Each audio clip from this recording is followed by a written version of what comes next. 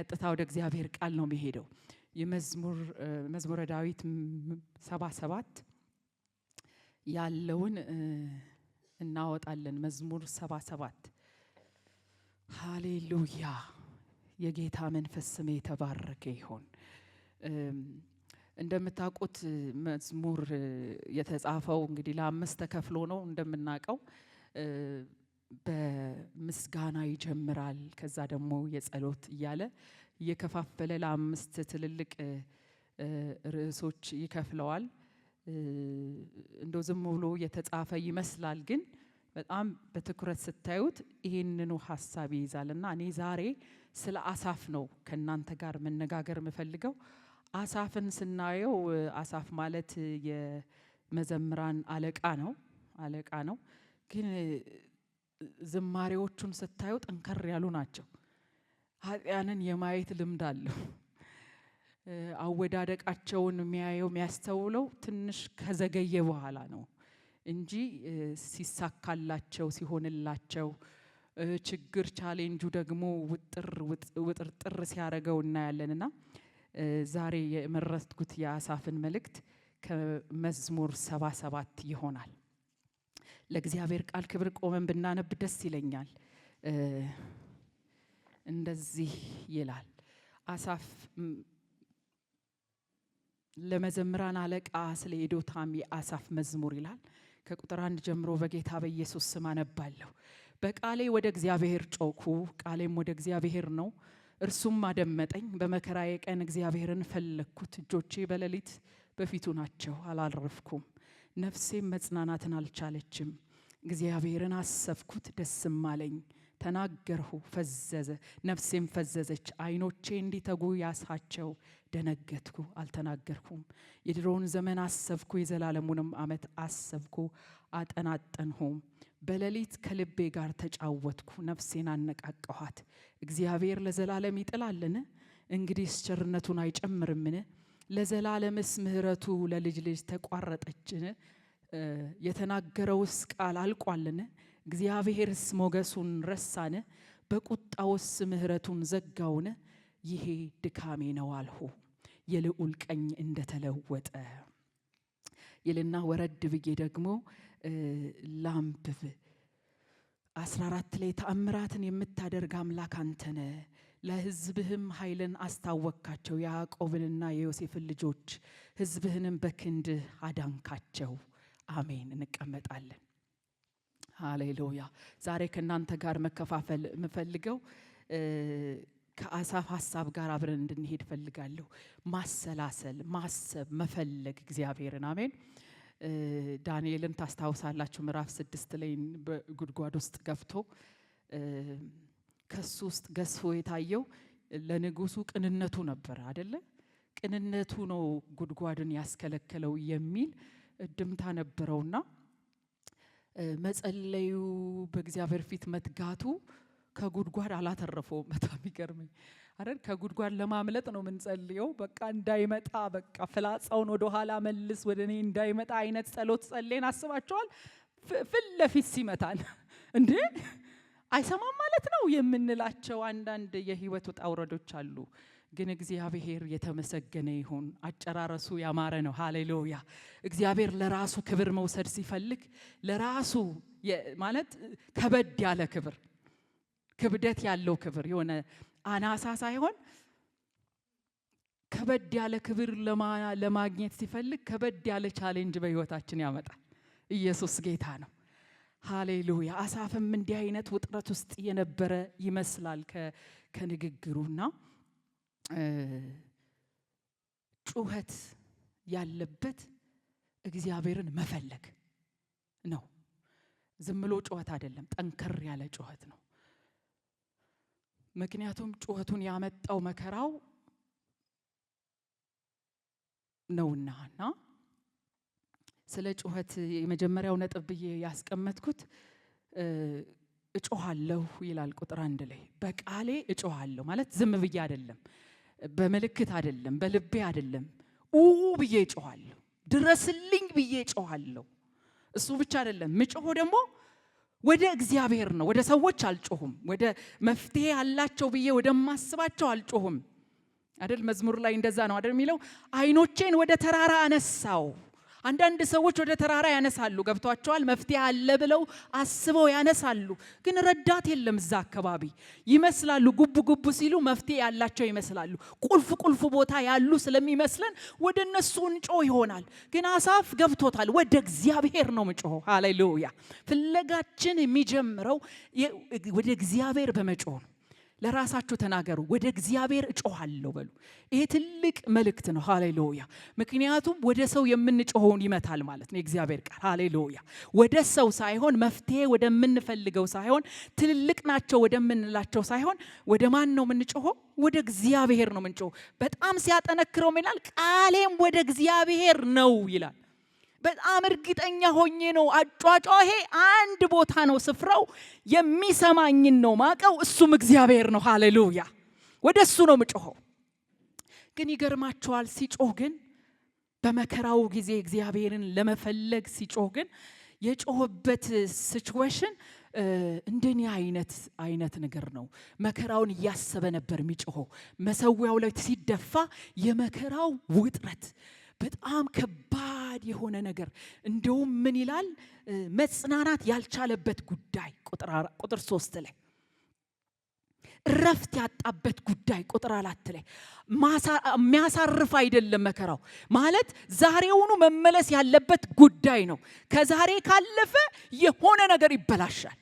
ስለዚህ ግዴታ ብሎ ውጥር ብሎ ሲጮህ ምን እያሰበ ነው? ችግሩን እያሰበ ነው የሚጮህ የነበረው የመጀመሪያው። ጩኸታችን እንዴት እንደሆነ እንድንፈትሽም ነው እግዚአብሔር ዛሬ እየተናገረ ያለው።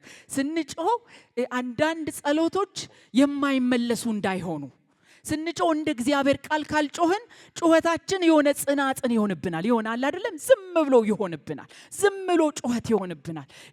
መልስን የማያመጣ ደመናን የማያዝል ዝናብን የማያዘንብ እንዳይሆን ስንጮህ አጫጫሃችን ምንድነው የሚለው ሊያስተምረን ሲፈልግ መከራውን እያሰበ ነው የሚጮህ። አቤት ነገ አሁን እንዲሆኑ ደግሞ ታውቃላችሁ፣ አንድ ችግርን ማሰብ ስትጀምሩ ይመጣል። በቃ ከኋላ ጉልጉል በቃ እንደሱ አልቅሻ ቃለሁ። በቃ አንዱኛው ያካለዚህ ነው።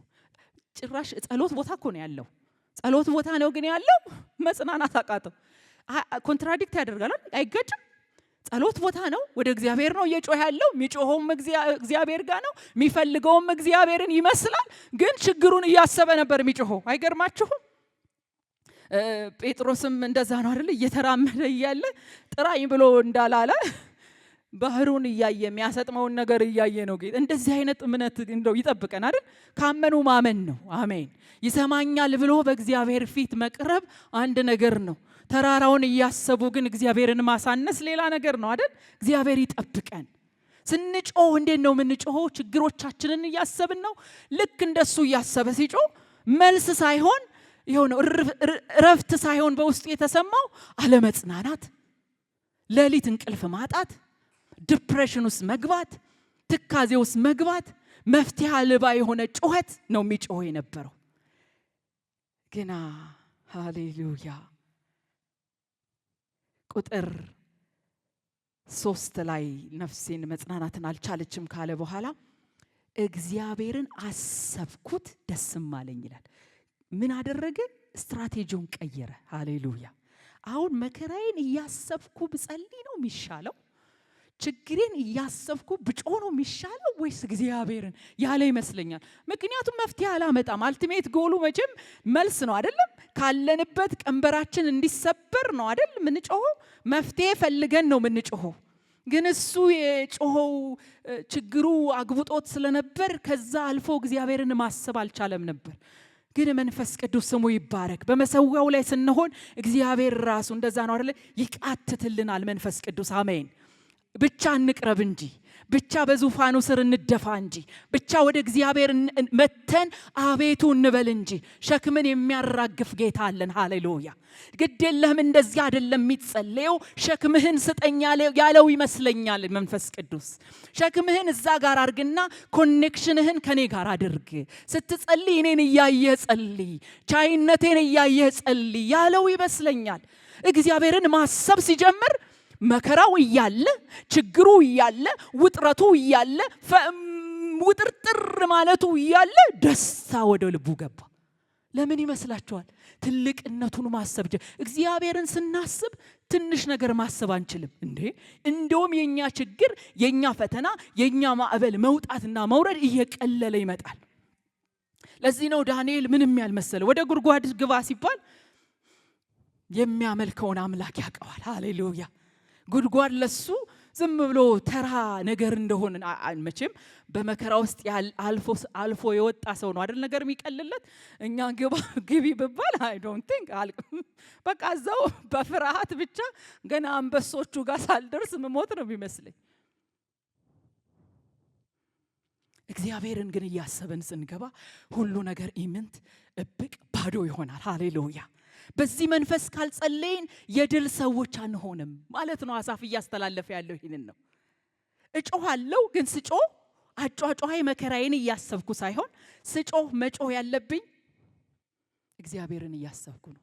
እግዚአብሔርና ችግሬን ሳወዳድር ምንም ተራ ይሆናል። አሜን።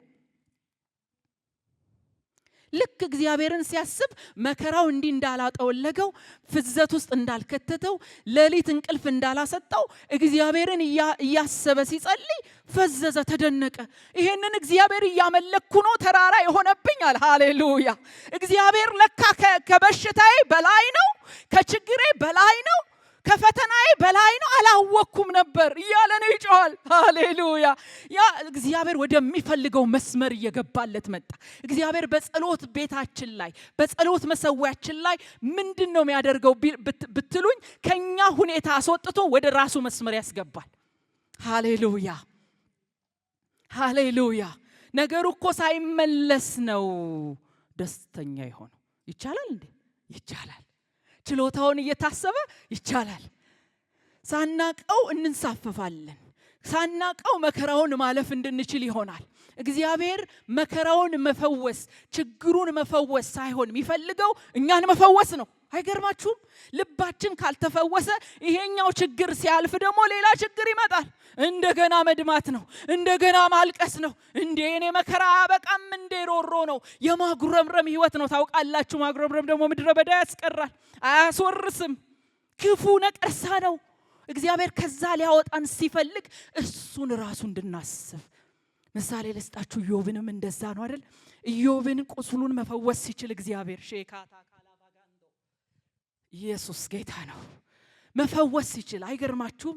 ልጆቹን ወስዶበት ሰይጣን ንብረቱን ወስዶበት ስም አሳጥቶት ሁሉን ነገር አድርጎ ሚስቱ እግዚአብሔርን ስደብላ አለኝ ብሎ የሚቆጥራቸው ነገር ከሱ ተወስደው ሳይሸነፍ በስጋው በቁስል ተመቶ ምንም ሳያጠፋ እንደ እግዚአብሔር ቃል ምንም ሳያደርግ እግዚአብሔር ተወራርዶበት ነው የሚለው ቃሉ። በጣም አስቸጋሪ ሁኔታ ውስጥ እያለ ሀብቱ ጠፋ፣ ንብረቱ ጠፋ፣ ልጆቹ ጠፉ፣ አለኝ የሚለው ጠፋ። አጠገቤ ያለች የተባለችው ሚስቱም ከዳችሁ፣ ሰድበሙት። መከራው አይበቃም እንዴ? ለኛም ዳፋውን ተተረፈ ብላ አለችው። አትሊስት እንደው ሚስት እኮ አጠገብ ስትሆን አይደል የውጭ ጩኸት ቢበዛም አትሊስት ምትደግፍህ አለች ቤት ውስጥ ረዳት ሆና ገብታ። ጌታ ይርዳን ሚስቶች፣ ረዳት ሆኖ ያዝልቀን። አሜን አይደል? የሆነ መጠዝጠስ ሳይሆን አይዞ ትደርሳለህ፣ ሃሌሉያ የታመንከው ጌታ ትልቅ ነው እያለች የምታደርስ ሚስት ያደርገን። ግን እሷም የለችም። የመከራው ብዛት ውስጧን አጥዟት ስለነበር በቃኛለች። በቃ አንተም ስደብና ሞት፣ ሰነፍ ነሽ አላት። እግዚአብሔር ከስንፍና ይጠብቀን። ግን የሚገርመው ነገር እንደዛ አርጎ አላቆመም ሰይጣን። ደግሞ ሳይኮሎጂካሊ ደግሞ እንዲሁ ሊጎዳው አእምሮውን አሁን ደግሞ የመንፈሳዊ የተባለው ማንነቱን ጻድቅነቱን አታክ ለማድረግ ጓደኞች መጡ። ደግሞ የእግዚአብሔርን ቃል የሚያውቁ ጥቅጥም ብሎ የመጡ ጥቅስ መጥቀስ የሚችሉ የሚያረጉ ተብሎ ተጽፏል የሚሉ ጥቅስ የሚያውቁ መንፈሳዊ የሚመስሉ ግን ውስጥን ገዳዮች መጡለት። ደግሞ አስቡት፣ ሰውነቱ አልቋል፣ ንብረት አልቋል፣ ልጆቹ ሄደዋል፣ ምንም ነገር የለም፣ በገል እየቧጨረ ነው ይሄ ሰው። እንደዛ ሆኖ ውስጡ በቃ ተስፋ የሚያደርገው እንደ ሰው አይደል? የሆነ ተስፋ ልጅ ሲኖር እኮ ተስፋ እንግዲህ ካውንስል ስናደርግ ሰዎች ካሉበት እንዲወጡ ምን ተስፋ ይታያል የሚል ነገር ነው የምናሳየው አይደል እንዴ? ሰው ነገን ካላየ የተባረከውን ተስፋ ኢየሱስን ካላየ ነገን አይቀጥልም። ሰው ሀብታም ስለሆነ አይቀጥልም። ምሁር ስለሆነ አይቀጥልም። ተስፋ ሲኖረው ነው የሚቀጥለው። ተስፋውን የሚያጨልም ነገር ድፍጥጥ አድርጎ ጨርሶበት አሁን ደግሞ እንደው ትንሽ ያለ እግዚአብሔር ቃል አለ አይደለ? በየጾመ እየጸለየ ለልጆቹ የሚጸልይበትን ያንን ትጋቱን ለመውሰድ ወዳጆች መጡ። አለቀ፣ ደረቀ፣ ውስጡም ደረቀ። እግዚአብሔር መቼም ሙልጭ ብሎ ደርቆ ባይመጣለት ኖሮ እኔ ሊክደው ይችል ነበር እንዴ ብዬ ፈርቼ ነበር። እግዚአብሔር ደግሞ አይጥልም። ሃሌሉያ! የቱ ጋር እንደሚገባ ያውቃል። በነፋስ መጣ ይላል፣ በደመና መጣ። ከዚህ በኋላ አይችልም ልጄ ብሎ ሃሌሉያ! ይመጣልሃል። ይሄ ናዝሬቱ ኢየሱስ ይመጣል። ሁነኛ ቦታ ይመጣል። አቻ የሆነ ቦታ ይመጣል። ትክክለኛ ቦታ ይመጣል። አለቀ ጠፋ ወየው እንላለን እንጂ አንጠፋም። ሃሌሉያ! መርከብ ሊሰባበር ይችላል፣ ግን እኛ አንጠፋም። የታመንበት የመሰለ ነገር ሊወድም ይችላል፣ ግን አሻጋሪው ስላለ ሃሌሉያ እንደርሳለን። ለዚህ መጣለት፣ ኢዮብ ጋር መጣለት። ኢየሱስ ክርስቶስ ጌታ ነው። መጥቶለት በጣም የደነቀኝ ነገር እንዳልኳችሁ ልቡን መፈወስ ስለነበረበት እግዚአብሔር ሆይ ከችግሬ በፊት ልቤን ፈውስ በሉት። ከሁኔታው በፊት ይሄ ጥያቄ ብዬ ከብዶብኛል ከምለው በፊት ይሄ ጉድጓድ ሊማስብኝ ነው እኮ ጉድ ሊሆን ነው አለቆቼ እንዲህ ሊያረጉኝ ነው ከምትሉት በፊት ከልጃችሁ ጉዳይ በፊት ከነገሮች በፊት እግዚአብሔር ልባችሁን እንዲጠብቅ ይፈልጋል። ለዚህ ነው ልባችሁን በክርስቶስ ኢየሱስ ሃሌሉያ ይጠብቃል። ሐሳባችሁንና ልባችሁን ይጠብቃል። ይሄ መጠበቅ እንዴት ጠቃሚ መሰላችሁ? ሊጠብቀው መጣለት፣ ሊፈውሰው መጣለት። በገል መባጨሩ ሳይቆም እግዚአብሔር እሱን አከመው። እንዴት አከመው ስትሉ እርሱን እንዲያስብ አደረገው። ሃሌሉያ! ይሄ የአሳፍ ጌታ እግዚአብሔር የተመሰገነ ይሁን። እሱን እንዲያስበው አደረገ። ምን ብሎ? ፈጣሪነቱን አሳየው። እንዴት እንደፈጠር ነበርኮይ ስፈጥር ነበርኮይ እነዚህን ስዘረጋ ነበርኮይ ሰማያት ሲፈጠሩ ነበርኮይ ቀላሃት ሲነደሉ ነበርኮይ የት ነበርክ? አራዊቶችንና አዞን ስፈጥር የት ነበርክ? ባህርን ስፈጥር የት ነበርክ? ማዕበልንም የዘረጋሁት እኔ ነኝ። ከዚች አትለፊ ብዬ ስወስን አንተ የት ነበር ብሎ ከችግሩ ከቁስለቱ ከማጣቱ አስወጥቶ እግዚአብሔር ጋር ተከለው። ሃሌሉያ! አያችሁ፣ ሰው እግዚአብሔርን ማሰብ ሲጀምር ከሁኔታው ይልቅ እግዚአብሔር ይገስፍበታል። ከችግሩ ይልቅ እግዚአብሔር ትልቅ እንደሆነ ያስባል፣ ልዑል እንደሆነ ያስባል። በኋላ እመለስበታለሁ። እግዚአብሔርን በማሰብ ያለ ጸሎት ድልን ያመጣል። እግዚአብሔርን በማሰላሰል ያለ ህይወት ውጤቱ እግዚአብሔራዊ ነው የሚሆነው። ምላሹም አምላካዊ መልስ ነው የሚሆነው። ሃሌሉያ! ወገኖቼ እንዴት ነው ብንጸልየው? እንዴት ነው ከእግዚአብሔር ጋር ያለን ህብረት? እንዴት ነው ከጌታ ጋር ያለን ቁርኝነት? በእውነት መንፈስ ቅዱስ እየተናገረ ነው። ልክ ኢዮብ ጋር መጥቶ ራሱን ሲያስረዳው ምዕራፍ 42 ላይ ያለውን ታውቃላችሁ። ልክ አሳፍ ደነገጥኳል። እንዴ የማመልከው አምላክ ይሄ ነው እንዴ? ሃሌሉያ! አምላካችን ከኛ ጋር እኩል ከሆነማ እሱ አምላክ አይደለም አይደል? በእኛ ልክ ከተሰራ እሱ አምላክ ነው እንዴ? አምላክ አይደለም። የአሕዛብ አምላክ ነው እሱ አይደል? አይን የሌለው የማያይ። የኛ አምላክ ግን ከኛ በላይ ነው። ሃሌሉያ! እንደው ውድድር የለውም። እንደው ለማወዳደር ካልሆነ በስተቀር የለውም፣ አቻ የለውም። ልዑል ነው፣ ሉዓላዊ ነው፣ ኤልሻዳይ ነው፣ ባለ ብዙ ምህረት ነው። ሃሌሉያ። ይሄን ያሰብን ስንጸልይ ምክንያቱም ጸሎት የሚገርመው ከእግዚአብሔር ጋር ያለን ህብረት ነው አይደለ? ኢንተራክሽን ነው፣ ኢንቲሜሲ ነው፣ ከእግዚአብሔር ጋር ያለን ህብረት ነው፣ ቁርኝነት ነው እንጂ ሌላ አይደለም። ኢየሱስ ክርስቶስ ጌታ ነው። ስለዚህ አሳፍ ተናገርኩ፣ ነፍሴን ፈዘዘች፣ አይኖቼ እንዲተጉ ያስካቸው፣ ደነገጥኩ፣ አልተናገርኩም፣ አሁን ማሰብ ጀመርኩ አለ። ሐሳቤን ትዊን አረኩት አይደል? ጊታር ሲቃኝ ጣዕም እንዲኖረው አይደል? እንትን ይደረጋል አይደል? ይነካካል። የሆነ ዊርድ የሆነ ድምጽ እንዳይኖረው መቃኘት አለበት። ሃሌሉያ። እግዚአብሔርን በማሰብ ውስጥ ያለ ጸሎት እንዴት አቅም እንዳለ፣ እንዴት ዌፐን እንደሚሆን፣ እንዴት ጠላትን እንደሚመታ። ሃሌሉያ። ምስጋና ይወለዳል ከዛ ውስጥ። እግዚአብሔርን ስታስበው የኔ ጌታ ትልቅ ነው፣ ዝም ብዬ ነው እንዴ ቆዘምኩት፣ ጌታ ነው ምናምን ትላላችሁ ሳታውቁት። እንዴ ሰው ሲያያችሁ እብድ ሊላችሁ ይችላል። እንዴ ትላንትና ሲነፋረቅ የነበረው ምን ተገኝቶ ነው ይላል። ኢየሱስ ተገኝቶ፣ ሃሌሉያ። እግዚአብሔር ተገኝቶ ኤልሻዳዩ ስላለበት፣ ሃሌሉያ አሜን አለበት። በወጀቡ መካከል አለ፣ በመናልፈው ማለፍ ውስጥ አለ፣ በቃ በሚያስጮህን ጉዳይ አለ መንፈስ ቅዱስ። ሃሌሉያ። ፍዘት ውስጥ የሚከት ጌታ ገብቷቸዋል። ችግር ከሚያፈዘን እግዚአብሔር ያፍዘዘን።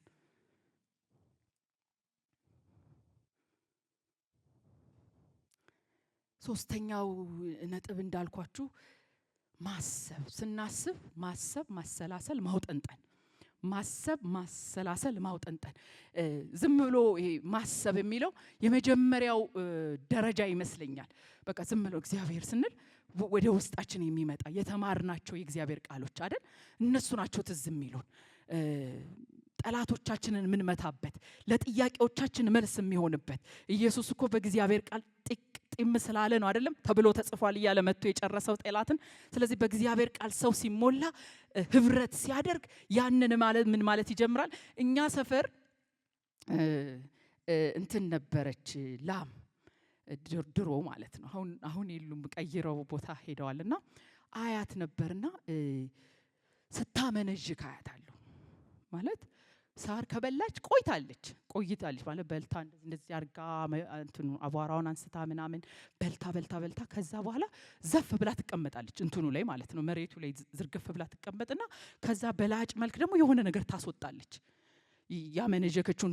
ያመነጀከችውን ያው ከብቶች ብዙ ቡሃቃ ስላላቸው አይደል መፍጫው ሳይንሱ እንደሚለው አውጥታ ካስቀመጠችው ደግሞ ታሰላስላለች እንደማለት ነው። ስታመነጅከው የማይሆነውን እያወጣች የሆነውን አስገብታ እንደገና ሌላ ሁለተኛ ዙር ነው የሚገባው። የጸዳው ምግብ ነው ወደ ውስጥ የሚገባው።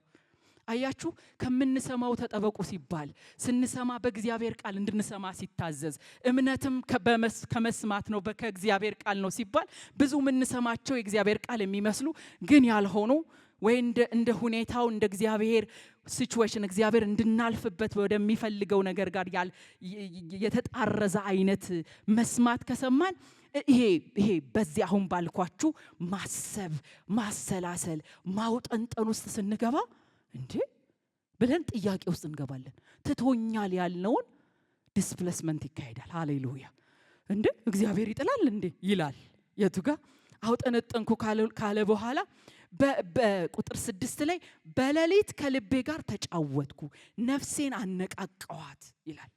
ካሰላሰለ በኋላ ካውጠነጠነ በኋላ እግዚአብሔርን ሲያስበው እሱ ማይሰማ ጌታ ለካ አይደለም፣ ማይመልስ ለካ አይደለም፣ ጥያቄን መፈወስ የሚያቅተው ለካ አይደለም ብሎ አስቦ ራሱ መጠየቅ ጀመረ።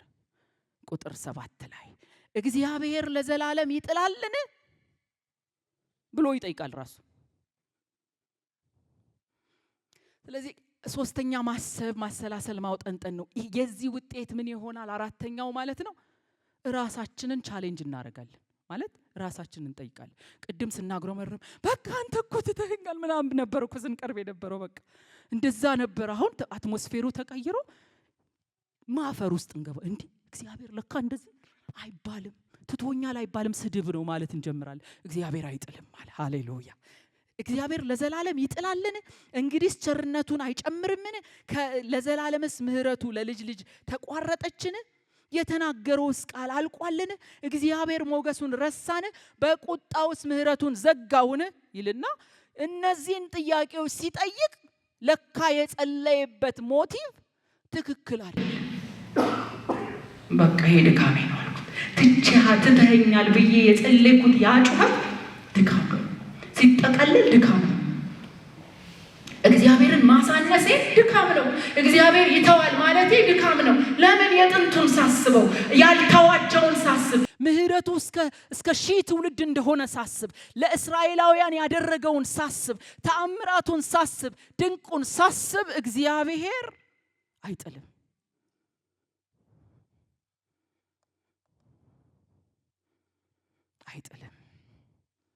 አይጥልም። ይሄንን ማሰቤ ድካም ነው።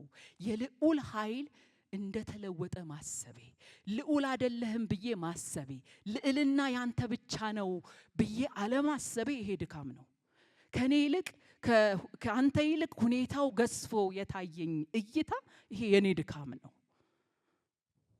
ወገኖቼ እንፈትሽ። በእውነት አንዳንድ ጊዜ የእግዚአብሔርን ቃል ይሄው በደንብ የሚያስተምራቸው የእግዚአብሔርን ቃል በደንብ በብልቱ ስር መሰረት እንትን ሜክ ሹር ማለት እርግጠኛ መሆኑን ቤቱ በደንብ መሰራቱን የሚያስተምርን የእግዚአብሔር ሰው አለ በመካከላችን አይደል? በእውነት ግን ከህይወታችን ጋር ሳናዋህደው ስንቀር ግን እንዴት ከባድ ይሆናል መሰላችሁ? ከዛ መጣል ጀመረ። አረ እግዚአብሔር አይጥልም፣ አረ እግዚአብሔር አይረሳም፣ አረ እግዚአብሔር ቻይ ነው፣ አረ እግዚአብሔር ሁሉን ይችላል ብሎ ወጣ። ከችግር ጀምሮ ወደ አምልኮ ገባ። ይህንን ሲያደርግ የእግዚአብሔርን ችሎታ ማየት ጀመረ። ወደ ኢዮብ ልመልሳችሁ። ኢዮብ እግዚአብሔር ካገኘው በኋላ ምዕራፍ 42 ላይ ሁሉን ታደርግ ዘንድ ቻይ እንደሆንክ። ቴዎሎጂያን በሁለት መንገድ ነው የሚሰብኩት ይሄንን። እኔ ግን ይሄንን ፓርት የምፈልገው ቁስሉ ገል መዋጨሩ ሳይቆም ገብቷቸዋል። እነዚህ የተማረኩት የተበዘበዙ ምርኮች ሳይመለሱለት ወደ እጁ ሳይገባ አፉ ተከፈተ በጽድቅ። ሃሌሉያ። በገል ሰው እየዋጨረ እዚህ ደግሞ በመንፈሳውያን የሚመስሉ አንተ በል ኃጢአትን ሰርታል ንስሐ ግባ፣ የምን ወደዚህ ወደዛ ነው፣ ኃጢአተኛ ነህ፣ በቃ እንደው ከእግዚአብሔር ጻድቅ በላይ ለመሆን ትፈልጋለህ? እንደዚህ እያሉ ሲጠዘጥዙት ራሱን ሁሉ አስረግመውት አይደል? የሚወለድበትን ቀን ሁሉ ረግሞ አረ እግዚአብሔር ሆይ እኔማ አልኩኝ ጌታ ሆይ የሰው ወዳጅ ሲሆን የተወለደበትን ቀን የሚያስባርክ ልሁን እንጂ አይደል? በቃ እነዚህ አስረገሙት። የእናት በቃ ያቺን ቀን ደግሞ ጌታ ረድቶት እግዚአብሔር ላይ አፉንም አልከፈተም። ጌታ ረድቶት ያስከፍታል እኮ እንዴ ይላል። እንደዚህ አይነት ወዳጅ አድርጋችሁ ለሰው እረፍት ያድርጋችሁ እያልኳቸው ነበር። ፊሊሞና የቅዱሳን ልብ በእርሱ አርፏል ይላል። በቃ ከአፉ እምነትና ፍቅር ብቻ ነው ያለው። ከህይወቱ የሚፈልቀው ፍቅርና እምነት ብቻ ነው። ስለዚህ የቅዱሳን እርፍ የሚያደርግ አረ ጌታ ሆይ የምታስተምረኝ ቃል ሌሎችን ማሳረፍ ካልቻለ ምን ይጠቅማል? አይደለ? ካሉበት መንገድ ካልመለሰ አይዞ አጽናኑ ይላል መጽሐፍ ቅዱስ መዝሙር ኢሳይያስ 40 ላይ ህዝቤን አጽናኑ ይላል። ይሄ በሸፋፋ መንገድ ይሄ በተጣመመ መንገድ የሄዱትን ቀጥሉ ማለት አይደለም አጽናኑ ማለት። ግን እግዚአብሔር መጣለት። ሃሌሉያ። ሲመጣለት ሲገባው ሲበራው ለካ እግዚአብሔር ይሄ አሁን የተወሰደ የነበረውን ነገር መመለስ ሳይሆን ያልነበረውን። ሃሌሉያ። አብርሃም እንደዛ ነው አይደል ያለው? ያልነበረውን እንደዚህ አመነ ነው የሚለው ማለት ያልተፈጠረው። ልክ እግዚአብሔር ሰማይና ምድር ሲፈጥር ያልነበረ ነው አይደል? አልነበረም እኮ ጠፍር ምናምን ይላል እንጂ ምንም አልነበረም። ባዶ ነበረች፣ ቅርጽ አልባ ነበረች፣ ጨለማ ነበረ ምናምን ነው የሚለው የእግዚአብሔር ቃል። ከዛ ውስጥ የሚገርም ብርሃን፣ ሃሌሉያ፣ የሚገርም ቅርጽ፣ የምታምር ምድር እግዚአብሔር ሰራ። ሃሌሉያ። ሲያየው እግዚአብሔርን ለካ እግዚአብሔር ፈጣሪ ነው አለ። ለካ እግዚአብሔር እንኳን የኔ የሞተውን ያለቀውን ያከተመውን ቀርቶ አዲስን ነገር መፍጠር ይችላል የሚል ዕውቀት አስገባበት። እግዚአብሔር የተመሰገነ ይሁን። ስለዚህ አፉን በጽድቅ ከፈተ። ምን አለ? ሁሉን ታደርግ ዘንድ ቻይ። እኔ እንደውም በቃ እንትን እላለሁ ራሴን እጄን ባፌ እጭናለሁ። እንዳንተ ካንተ ጋር ማን ይከራከራል? ትተኸኛልስ እንዴት ይባላል? በቃ ካንተ ዕውቅና ውጪ ነውስ እንዴት ይባላል አለ። ልክ እግዚአብሔር ወደዚህ መስመር ሲያስገባው እንዲህ መጸለዩን ሲያቅ በሚቀጥለው ፓራግራፍ ላይ እግዚአብሔር ቀጥታ ምን እንዳደረገ ታውቃላችሁ? ይሄን ብዬ ጨርሳለሁ። ምንድነው ያደረገው? ችግሩን ማነጋገር ጀመረ።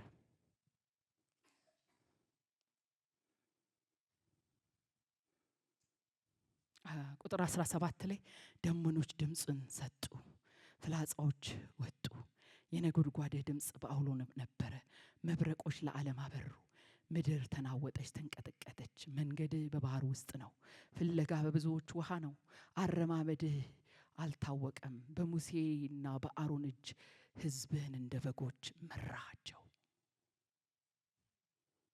እግዚአብሔር እንድንቅበዘበዝ ፈቃዱ አይደለም። ዝም ብለን ጥያቄ አዝለን እንድንወጣ ፈቃዱ አይደለም። ግን እሳ ምን ያደርጋል? ይወስደዋል። እኔ ያንተን ጉዳይ ስጠኝና የኔን ጉዳይ ደግሞ እኔ ልስራ። ድርሻ እንከፋፈል። የኔን ድርሻ ልውሰድ፣ ያንተን ድርሻ።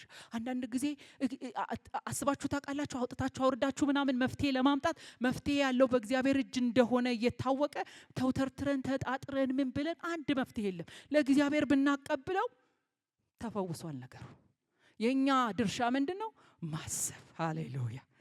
ማሰላሰል፣ የእግዚአብሔርን ኃያልነት ማወጅ። እግዚአብሔር ቀለሃትን ይነድላል ማለት ይችላል ማለት ኤልሻዳይ ነው ማለት። ልክ ያንን ስንል እግዚአብሔር ችግሮቻችንን ያነጋግራል። ጓደኞቹን እግዚአብሔር ምን አለ? አነጋገረ። ምን አላቸው? አነጋገረ። ምክንያቱም አልቻላቸውም። እውነት ለመናገር ይላሉ፣ ይከታተላሉ እንዶ ከብላቴናው ከወጣቱ በስተቀር ሌሎቹ በጣም ከባድ ነበሩ። ግን እግዚአብሔር እንደውም ስንፍና ተናገራችሁ። ይቅር ራሱን ብለው ምተው እሱ ይቅር ካላችሁ ነው ብሎ እግዚአብሔር አዞረው። ያዞርላችኋል። ሙግታችሁን ያዞረዋል። በቃ ያዞረዋል እግዚአብሔር። ምክንያቱም የሚፈልገው የእናንተን ልብ መፈወስ ነው። ተፈውሷል። አሜን። ተራራው ሲፈልግ ይምጣ፣ ሲፈልግ ይናድ፣ ሲፈልግ እኛ ሲጀመር የተከተልነው ጌታ ተራራስ እንዲነድልን አይደለም። ነው እንዴ? ነው እንዴ? አይናችን እንዲበራ ነው አይደለም። ስለ ዳንን ነው። ሃሌሉያ! ጌታ ስለሆነ ነው። የህይወት አዳኝ ስለሆነ ነው። ከጨለማው አገዛዝ ነፃ ስለወጣን ነው እኛ የምንከተለው።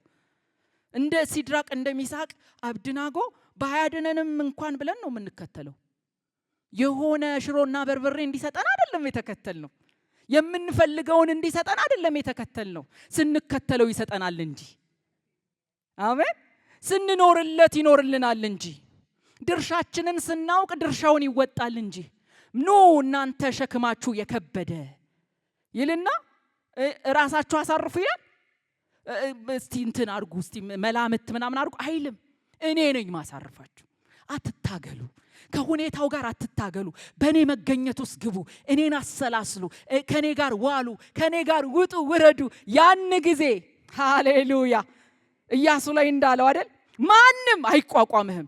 ማይቋቋምህ ማሰላሰሉ ስለገባ ቃሉን ቀንና ሌሊት ስለምታውጠነጥን በአንገትህ ስለምትደርበው ቃሉ ራሱ መልህቅ ይሆንሃል፣ ያሻግርሃል።